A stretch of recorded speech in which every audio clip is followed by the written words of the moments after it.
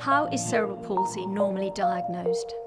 Being certain that someone has cerebral palsy can be difficult, especially during the early months of life. The diagnosis is initially suspected if a baby is not developing movement milestones in the expected way and if there are signs of stiffness or poor coordination.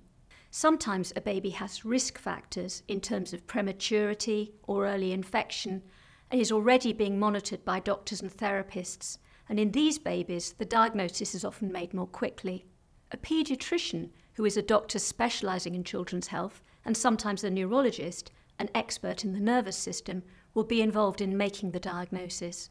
Often a physiotherapist who's trained to assess and help with movement difficulties is working alongside them.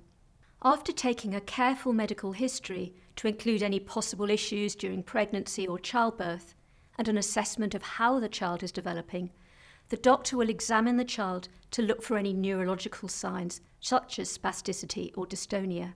Often an MRI brain scan is taken to show detailed images of the brain. Sometimes blood tests are taken. In a nutshell, diagnosing cerebral palsy involves a team of experts looking closely at a child's movement, medical history, and sometimes using tests like MRI scans to make sure they get the right diagnosis. This helps them create the best plan for the child's care and will provide support to families.